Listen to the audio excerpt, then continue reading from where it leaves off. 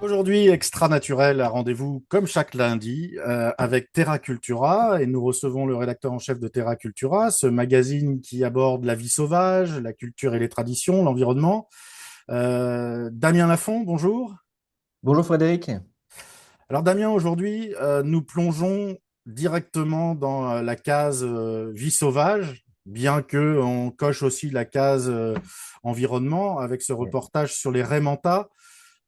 Où est-ce que ça a eu lieu, ce reportage photo? Alors, je l'avais déjà dit, je crois, plusieurs fois dans les épisodes passés, mais je vis une partie de l'année, une grande partie de l'année en Indonésie, plus précisément sur l'île de Bali. Et à côté de l'île de Bali, on a un site qui est privilégié pour l'observation des raies manta, qui s'appelle Manta Point, mais il y a plusieurs endroits. Donc, c'est sur une île qui s'appelle Nusa Penida. Et il y a des facilités, on va dire, pour observer en fait ces animaux qui font aussi euh, l'attraction de beaucoup de personnes, quoi. Donc c'est dans les eaux de Bali, l'océan D'accord. Indien. Alors, donc vous vivez là-bas une partie de l'année. Oui. C'est un peu vous le plongeur de la bande, si j'ai bien compris. Oui. Mais alors, vous avez contribué. Comme vous le dites d'habitude, ce sont toujours des reportages participatifs. C'est-à-dire que tout le monde contribue. Là, vous avez fait une vidéo qui est de vous, qu'on peut retrouver en bas de page. Je vais partager l'écran pendant que vous allez parler, mais vous avez voulu aussi rendre un hommage. Ouais, alors j'ai commencé la plongée il y a une vingtaine d'années et mon premier instructeur, Robert Smith, faisait de l'apnée, était un photographe aussi marin. Il était le représentant d'une association pour la protection de l'environnement. Et c'est lui aussi qui m'a beaucoup initié donc à la biologie marine, etc. Donc c'est quelqu'un qui m'a beaucoup inspiré. Malheureusement, lors d'une de ses plongées en apnée, il est décédé.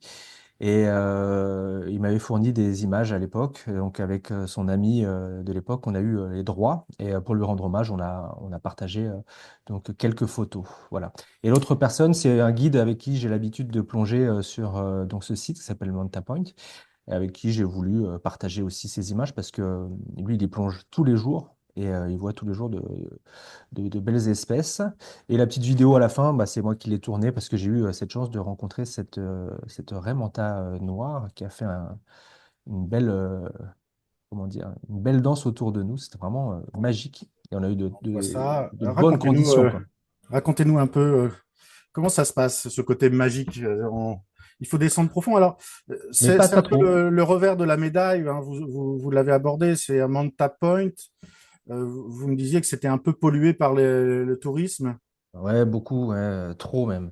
C'est-à-dire que c'est facile d'accès dans le sens où c'est proche de Bali. Bali vit en ce moment, enfin, de plus en plus, une surfréquentation touristique et il y a un développement d'activités autour du tourisme qui amène donc les gens à fréquenter ce site qui, à la base, devrait être un site protégé. Parce que c'est un endroit où les raies viennent se retrouver et puis c'est propice pour leur alimentation, pour leur reproduction aussi. C'est rempli de plancton, donc c'est des animaux qui filtrent le plancton. Et on peut retrouver chaque jour des centaines de bateaux qui sont gavés de touristes, de plongeurs. Alors, je sais pas forcément des mauvais plongeurs, mais c'est-à-dire que la surfréquentation fait que dans l'eau, on voit plus de plongeurs et de snorkelers que de raimentas. Et dans les bons jours, on peut croiser une dizaine, une quinzaine de raimentas qui vont tourner autour d'un grand rocher qu'on appelle une cleaning station. Et c'est vrai que c'est magique parce que moi, j'arrive à comprendre les gens dans le sens où c'est vraiment un balai sous-marin, quoi. C'est quelque chose de fabuleux. Il y a une grâce quand on voit cet animal qui est relativement imposant. On a l'impression que c'est pas très rapide, mais quand on est à côté, on voit que finalement, dans l'eau, elles sont inégalables, quoi. Mais voilà, il y a des manques de respect, des plongeurs qui s'approchent un peu trop près des animaux, des snorkelers qui essaient de descendre et les toucher. Ce qui fait qu'avec le temps, eh bien, elles vont migrer à d'autres endroits, si cet endroit-là est propice. Mais si c'est pas le cas, eh ben, malheureusement, avec le temps, ça peut être amené à disparaître. Alors, il y a un côté voilà, qui est propice à l'espèce, et puis l'autre côté qui est l'autre propice au tourisme, aussi au développement, on va dire, de la vie de ceux qui en bénéficient, quoi. Donc, c'est un dilemme. un dilemme du gouvernement, je pense, qui doit prendre des mesures de restriction ou de peut-être de se dire, voilà, on va autoriser tant de plongeurs par jour, tant de bateaux, parce qu'il faut voir ça. Je partagerai plus tard, je pense, sur YouTube une vidéo de drone où on voit le nombre de bateaux. C'est affolant, hein. Alors, en plus de ça, avec la période des pluies, on va tomber sur une autre pollution qui est une pollution plastique. Je pense que beaucoup de gens ont vu ces vidéos traîner sur YouTube avec des Raymanta en plein milieu des plastiques, quoi. Donc, c'est vraiment assez triste à voir quand on sait que c'est un balai vraiment magique, quoi. C'est impressionnant. On a l'impression que quand ça passe au-dessus de nous, c'est une ombre, quoi. C'est un parasol. Enfin, je sais pas comment dire. C'est fabuleux. Alors, dans votre article, on découvre des choses, un peu comme toujours. Vous faites des petits focus qu'on retrouve au milieu de la page. Et puis, moi, j'ai personnellement appris des choses. Alors, confirmez-moi quelque chose. J'ai toujours pensé que les raies manta faisaient partie de la famille des requins. C'est pas assimilé, mais c'est vrai que c'est une branche différente, mais il y a beaucoup de similitudes, oui, dans leur façon entre guillemets, de respirer, c'est-à-dire qu'elles sont obligées de, comme les requins, comme beaucoup de requins, d'être toujours en mouvement pour que l'eau puisse passer dans les branchies et qu'elles puissent respirer. Et comme certains requins aussi, elles laissent la vie en expulsant l'œuf qui a déjà été, comment dire, je sais pas comment l'expliquer, mais prêt à libérer le bébé déjà tout fait, quoi. Donc en fait, c'est pas un œuf comme les roussettes, comme je voulais le dire plus tôt, qui est entouré, qui va éclore, c'est déjà fait, le bébé est prêt et puis il est déjà en pleine possession de ses moyens pour vivre en pleine mer. Alors, il y a une chose aussi que j'ai appris, c'est que c'est relativement inoffensif. Ça filtre, vous l'avez dit tout à l'heure, le plancton, ça ne se nourrit que de plancton? C'est ça, oui. C'est des animaux filtreurs qui vont se nourrir de plancton en général qui est proche de la surface. C'est inoffensif, c'est-à-dire que les raimentas sont inoffensifs, mais il faut quand même éviter de les toucher par précaution. Euh, à contrario d'autres raies qui sont vraiment plus dangereuses, qui sont pas de la même famille, mais qu'on va trouver plutôt au sol, comme les raies pastenaques qui ont un dard et qui, pour se protéger, sont venimeuses, quoi. Ça leur sert aussi pour capturer des proies. Donc celles-ci sont vraiment beaucoup plus dangereuses et qu'on va les retrouver vraiment au sol, enfouies parfois sous le sable. Donc elles sont très difficiles à repérer.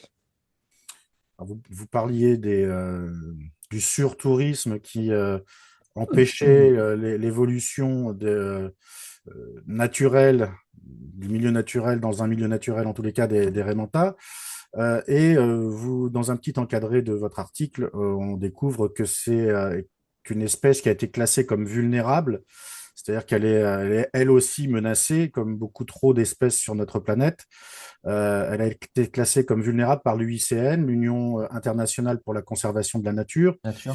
Et on voit une photo où effectivement, donc il n'a pas fallu chercher trop longtemps, je suppose, pour voir une raie avec un morceau de filet accroché à Bah, à la nageoire. ouais, c'est malheureux. Alors, celle-là, c'est pas cette espèce-là qui est la plus vulnérable. Celle-là, c'est une raie de récif, qui est quand même très imposante, hein. Ça doit faire 3 mètres d'envergure. Mais oui, ce jour-là, elle a été pénalisée enfin, par un filet de pêche. Alors, c'est des zones, comme je vous disais, normalement, qui devraient être protégées, mais comme elles sont remplies de plancton, eh ça favorise aussi les autres poissons à venir s'y retrouver. Il y a du récif corallien, donc il y a aussi beaucoup de poissons. Et forcément, les pêcheurs viennent, peuvent déposer un filet, et puis elles peuvent se coincer dedans. Donc, c'est malheureusement pas rare. On a une vidéo où on la voit évoluer avec le filet, mais sur le long terme, ça peut être handicapant. Ça peut éventuellement l'empêcher de se déplacer correctement et puis après de survivre. Donc, c'est quelque chose qu'on voit régulièrement et malheureusement de plus en plus. Bon voilà, donc c'est un grand reportage avec de belles photos et un hommage à votre ancien professeur, Robert Smith, dont l'épouse vous a autorisé à publier les photos, et puis Exactement, une oui. vidéo à la fin qui est de votre fête, puisque vous êtes plongeur aussi. On va parler, donc ça c'est à retrouver hein, bien sûr sur terra-cultura.com et comme chaque semaine tous les lundis, et c'est ce reportage du lundi. Et ben, quand on arrive sur votre site, on voit une pop-up, C'est tout c'est-à-dire nouveau. une fenêtre surgissante, comme diraient nos amis canadiens. Euh, euh, et vous lancez une cagnotte de soutien sur Ulule. Exactement. Alors, vous allez nous raconter un peu. Vous souhaitez recueillir 1500 euros. Vous venez de la lancer et vous êtes à 530 euros à peu près Mhm. aujourd'hui. Bon, c'est pas un don inintéressé puisqu'il est possible d'acheter des photos. Alors, on rappelle que Terra Cultura, c'est une association de photographes avant tout, Oui, qui sont éparpillés sur la planète. Donc, vous ramenez des beaux clichés de toutes sortes. Et là, on peut acheter un livre, des portraits, des photos format A4, et puis après des affiches carrément, exactement. pour différents montants. Et puis vous proposez la petite cerise sur le gâteau de faire participer en quelque sorte vos lecteurs à votre aventure. Exactement, oui. Alors ça fait partie des contreparties. On a lancé la cagnotte donc avec un montant de 1500 euros parce qu'on pense que c'est vraiment réalisable et ça va servir au développement du média. Alors il y a des besoins pour le média en termes d'hébergement de sites internet. Enfin voilà, il y a des frais réguliers sur les applications aussi parce qu'on a une application qui est valable sur iOS et Android pour faciliter la lecture aux gens. Et on a aussi des reporters, des photographes, des gens qui sont dispersés un petit peu partout dans le monde. Et ces gens-là produisent du contenu pour nous et on se doit de les rétribuer. Alors même si on est une association de loi 1901, on a quand même l'envie, nous, de rétribuer un minimum bah, pour ces photographes. Et de l'autre côté, on a aussi cette partie de contribution pour des projets que j'avais expliqué la dernière fois sur des projets d'urgence, quand on est sur des reportages et qu'on voit des situations difficiles avec des personnes qui sont dans des situations d'urgence avec un besoin en alimentation, en confort, donc, ou alors une école pour l'éducation. Donc, c'est à quoi va servir la cagnotte. Les contreparties, oui, bah voilà, c'est le livre Eyes on Bali qui est produit en Indonésie, mais j'ai encore un peu de stock en France, donc je le mets à disposition de ceux qui le veulent eh bien, pour faire un don et puis recevoir ce livre. Et puis après, avec les collègues photographes, on s'est mis d'accord sur quelques photos qu'on pouvait mettre en vente à plusieurs formats, portraits, paysages, scènes de vie, et on va en rajouter. Elles sont disponibles aussi sur le site internet.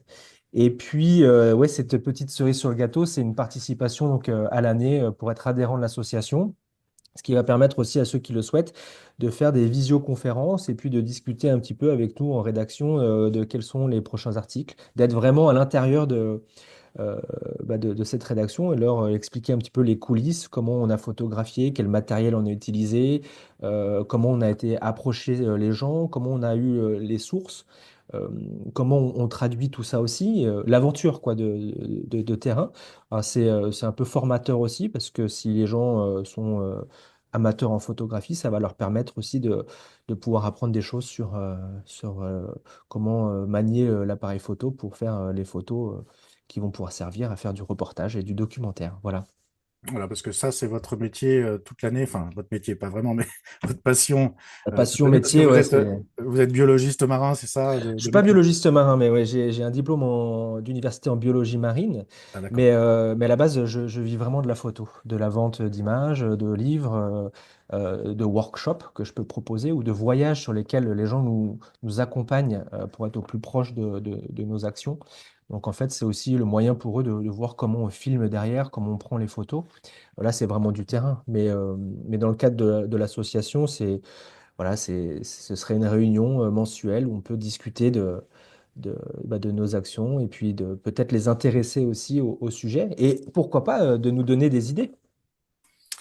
Tout à fait. Alors, j'étais en train de chercher la cotisation annuelle, c'est 120 euros, c'est 10 euros 120 par euros. mois. Donc, pour 120 euros, possibilité de participer à la rédaction du magazine terra-cultura.com, puis d'avoir des conseils par des professionnels Ouais, et de se rapprocher du milieu naturel tout simplement et de savoir comment prendre des photos. Voilà, donc tout ça à retrouver, c'est le dossier de la semaine sur terra-cultura.com. Et ben, vous allez, de toute façon, vous ne pouvez pas passer à côté de cette pop-up, cette fenêtre surgissante qui vous invitera à participer à la vie de l'association, que ce soit par l'achat d'une photo ou justement une adhésion annuelle à l'association. Merci, Damien Lafont. merci beaucoup, Frédéric. Et peut-être le sujet de la semaine prochaine? Alors, normalement, c'est quasi sûr, mais bon, on ne sait jamais, mais on Pas devrait. encore bouclé, c'est ça? C'est pas encore bouclé. Il y a des hésitations parce qu'on a d'autres sujets qui peuvent arriver aussi, mais on devrait partir dans le Grand Nord pour parler des aurores boréales. Ah, très bien. Alors oui, alors en plus, on a des tempêtes solaires en ce moment. Et, C'est ouais, fantastique, ça et doit ouais, être merveilleux. exactement, c'est fait pour. C'est pour ça qu'on a Bon, pensé alors à ce sujet. j'ai hâte d'être à la semaine prochaine. Merci Damien Lafont, puis Merci donc à la beaucoup. semaine prochaine. À la semaine prochaine. Bonne journée.